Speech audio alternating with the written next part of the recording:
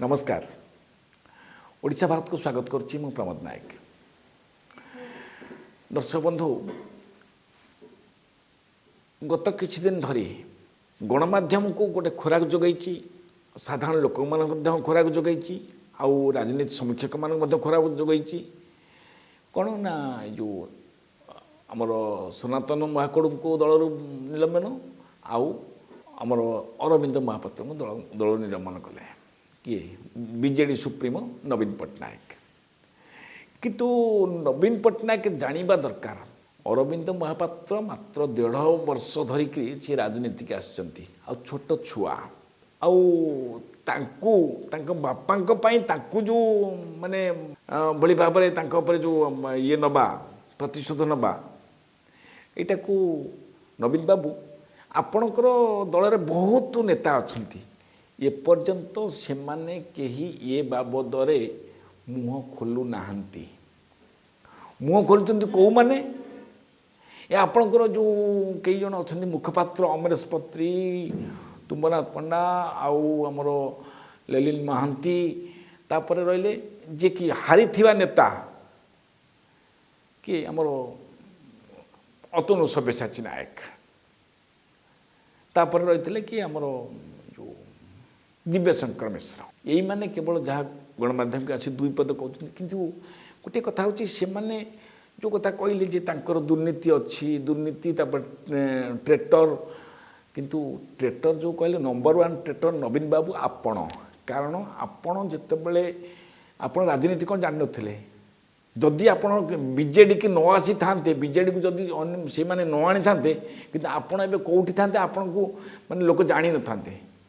विजु पट्टनायक पुओ जने नलिनी नवीन पट्टनायक जने अछंती बोलिकी लोक ताको भी मन रखि न थांते के भाबी नथले जे नवीन पट्टनायक जने विजु पट्टनायक जने पुओ अछि बोली केवल जानते कम प्रेम पट्टनायक अछंती किंतु आपण को आनी रखा गला कोठी तो आनिले बीजेपी रो ना बीजेडी रो आपण को मुखिया करागला सभापति करागला किंतु आपण एतिकी भाबी पारले ना जे ओडिशा को मु आसीची ओडिशा को उन्नति करने दिगरे मोर माने जो जेतिकिटा रहिबा कथा दायित्व रहिबा कथा दायित्व रहिबो एवं जो माने मते ये दल को आनिचंती सेमानंकु नेइकिरी मु आगु को जीबी आउ ओडिशार गोटे सुनाम हम किंतु आपण कोन कले प्रथमे हत्या कले कि जे आपण को दल को आनी थिला तांको प्रति एभली विश्वासघातकता कले जाफल कि से विश्वासघातकता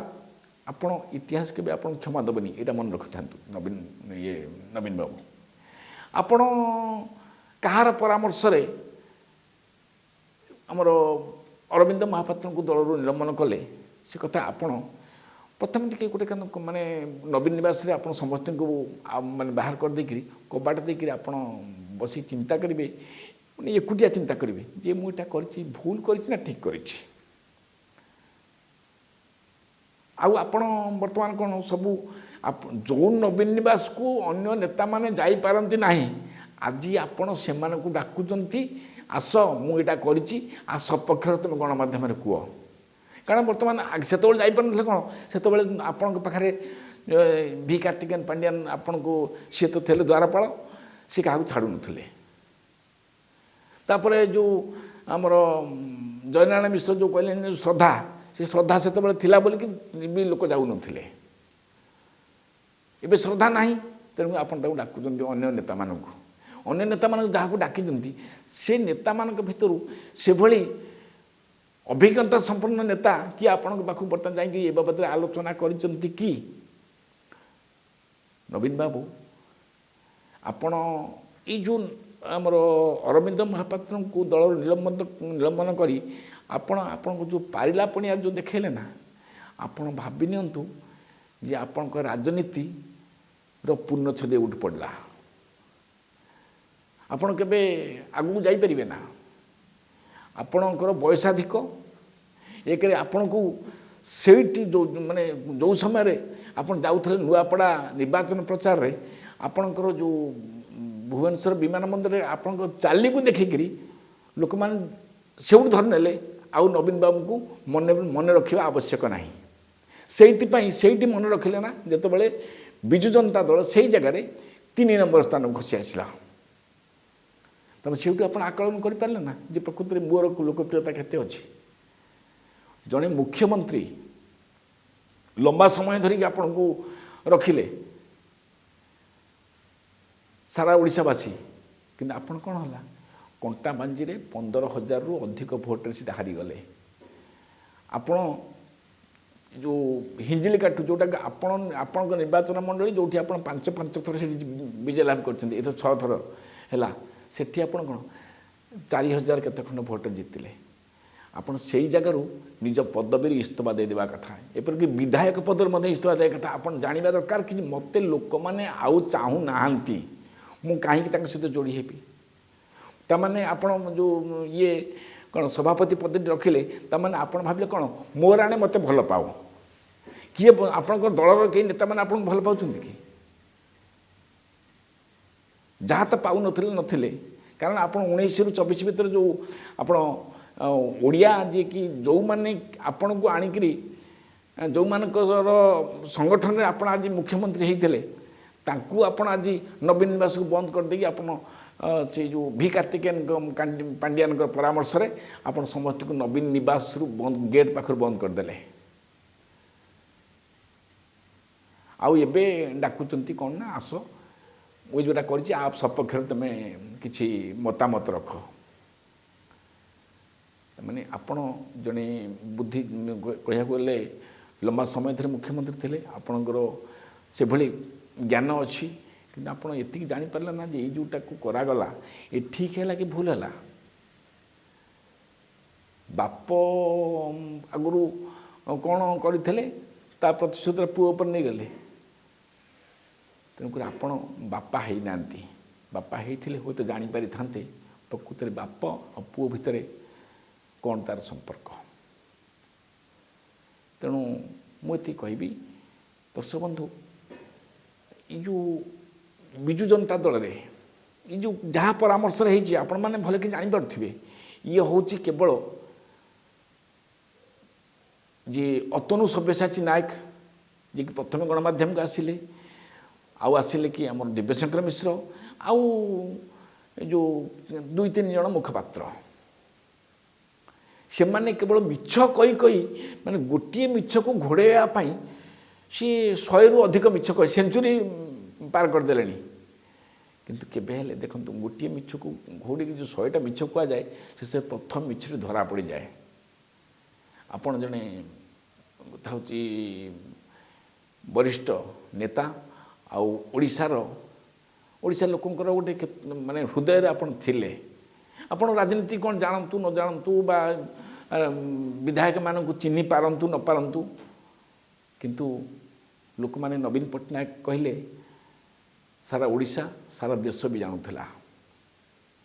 କିନ୍ତୁ ବର୍ତ୍ତମାନ କ'ଣ ହେଲା, ଆପଣ ନିଜର ଯେଉଁ ସମ୍ମାନଟାକୁ ଆତ୍ମସମ୍ମାନଟାକୁ ଆପଣ ତଳକୁ ନେଇଗଲେ, ନିଜେ ନେଲେ, ଆଉ କେହି ନେଇନାହାନ୍ତି। ଆପଣଙ୍କର ସେଇଭଳି ରହିବା ଦରକାର, ଚିନ୍ତାଧାରା ରହିବା ଦରକାର ଯେ ଇଏ ଜଣେ ନବାଗତ, ସେ ପୁଣି ଛୋଟ ଛୁଆଟେ, ମାନେ 1.5 ବର୍ଷ ଧରିକି ଆସିଛି, କେତେ ବା ବୟସ ହେବ। ତେଣୁ ତାଙ୍କୁ ଦଳରୁ ନିଲମ୍ବନ କରି ଆପଣ ଯେଉଁ ସାବାସୀ ନେବା ପାଇଁ ଚାହୁଁନାହାନ୍ତି ନବୀନ ବାବୁ, ତ ଇତିହାସ ଆପଣଙ୍କୁ କ୍ଷମା ଦେବନି। ଆଉ ତାପରେ ଆମର ଅରବିନ୍ଦ ମହାପାତ୍ର, ସିଏ ଜଣେ ଛୋଟ ଛୁଆ, ସିଏ ଆପଣଙ୍କୁ ଯେଉଁଭଳି ଭାବରେ ଚ୍ୟାଲେଞ୍ଜ ଦେଇଛି, ଏଭଳି କୌଣସି ଯେତେବେଳେ ଆପଣ ନିଷ୍ପତ୍ତି ନେଉଥିଲେ ବିଗତରେ, ସେତେବେଳେ ସମସ୍ତେ ତାଳି ମାରୁଥିଲେ ନବୀନ ବାବୁଙ୍କର ନିଷ୍ପତ୍ତି, ସିଏ ଦୁର୍ନୀତିକି ଇଏ କରନ୍ତି ନାହିଁ, ମାନେ କେତେ କ'ଣ କହି ଚାଲୁଥିଲେ। ଯଦି ଆପଣ ପଦଟେ କହିଥିବେ ସିଏ ଆଉ 10 ପଦ ଯୋଡ଼ିକିରି କହୁଥିବେ।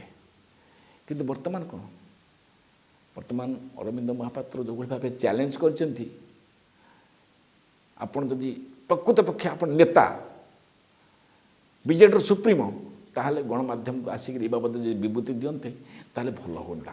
ଯାହା ଚର୍ଚ୍ଚା କରୁଛନ୍ତି ଲୋକମାନେ, ଆମେ କିଛି କହୁନୁ। ତେଣୁ ଆପଣ ଏ ବାବଦରେ ମାନେ କ'ଣ ନିଷ୍ପତ୍ତି ଆଗକୁ ନେବେ, ଯେଉଁ ଆଗକୁ ଅଛି କ'ଣ ରାଜ୍ୟସଭା ନିର୍ବାଚନ। ରାଜ୍ୟସଭା ନିର୍ବାଚନରେ ଆପଣଙ୍କ ଦଳରୁ କିଏ ପ୍ରାର୍ଥୀ ହେବ, ଆପଣ କାହାକୁ ପ୍ରାର୍ଥୀ କରିବେ, ସେ ବାବଦରେ ହୁଏତ ଏପର୍ଯ୍ୟନ୍ତ ଆପଣ ଯେଉଁ ନିଷ୍ପତ୍ତି ଆପଣଙ୍କ ମନେ ମାନେ ଯେଉଁ ନିଷ୍ପତ୍ତି ନେଇଥିବେ, କିନ୍ତୁ ଆପଣଙ୍କ ଦଳର ନେତାମାନେ ଆପଣଙ୍କ ପାଇଁ ବୁମେରାଙ୍ଗ ସାଜିବେ। ଆପଣ ବୟସ ଦେଖିବାକୁ ଗଲେ ଯେତିକି ହେଲାଣି ଆପଣ ସଭାପତି ପଦକୁ ରଖିଛନ୍ତି, ତାମାନେ ଆପଣଙ୍କର ମାନେ ଚୌକିଟାକୁ ଆପଣ ଏଭଳି ଭାବରେ ଜାବୁଡ଼ି ଧରିଛନ୍ତି ଯାହାଫଳରେ କି ଅନ୍ୟ ଯେଉଁ ନେତାମାନେ ସେମାନେ ହୁଏତ ଆପଣଙ୍କ ସମ୍ମୁଖରେ କିଛି କହିପାରନ୍ତି ନା, କିନ୍ତୁ ପଛରେ କୁହନ୍ତି ଯେ ବୟସାଧିକ ତାଙ୍କୁ ସଭାପତି ପଦ ଦିଆଗଲା। ମୁଁ ଏ ବାବଦରେ ମଧ୍ୟ ପଚାରିଥିଲି, ଜଣେ ବିଧାୟକଙ୍କୁ ପଚାରିଥିଲି କି ସାର୍ ଆପଣଙ୍କର କ'ଣ ନାହିଁ ଦକ୍ଷତା ନାହିଁ ସଭାପତି ପଦ ପାଇଁ? ସେ 8 ଥର ହେଇକି 9 ଥର ହେଲେ ତାଙ୍କୁ ପୁଣି ସେଇ ଜାଗାରେ ବସାଇ ଦିଆଗଲା। ସେ ତ ପୁଣି ହାରି ଯାଇଛନ୍ତି କଣ୍ଟାବାଞ୍ଜିରୁ।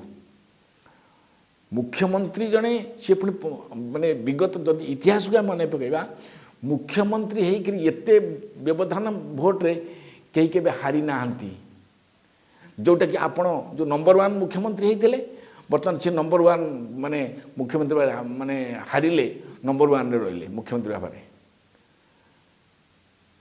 ତେଣୁ ଦଳ ବର୍ତ୍ତମାନ ଯେଉଁଭଳି ଭାବରେ ଧୀରେ ଧୀରେ ଧୀରେ ଧୀରେ ଏଭଳି ତାର ଇଏ ମେଲେଇଲାଣି, ମାନେ ଫାଟ ମେଲିଗଲାଣି, ଆପଣ କେବେ ହେଲେ ଏକାଠି କରିପାରିବେ ନାହିଁ ନବୀନ ବାବୁ।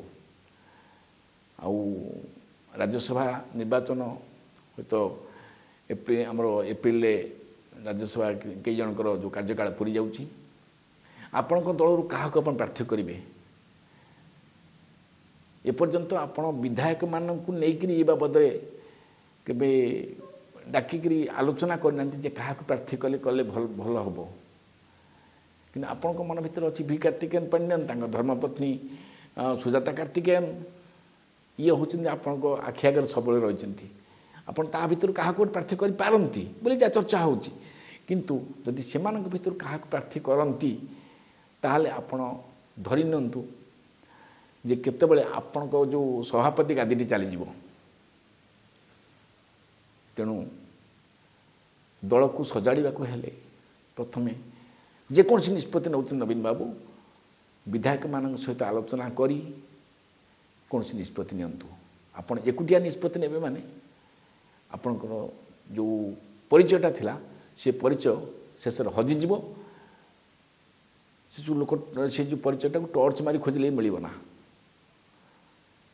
ତେଣୁ ଯେଉଁ ଅରବିନ୍ଦ ମହାପାତ୍ରଙ୍କୁ ଯେଉଁ ଦଳରୁ ନିଲମ୍ବନ କରି ଆପଣ ଯେଉଁ ସାବାସୀ ନେବାକୁ ଚାହୁଁଥିଲେ, ଦେଖନ୍ତୁ ରାଜ୍ୟସଭା ନିର୍ବାଚନ ଆଗକୁ ଅଛି, ତାର ପରିଣାମ କ'ଣ ହେଉଛି ବୋଲି ଚର୍ଚ୍ଚା ବି ହେଲାଣି।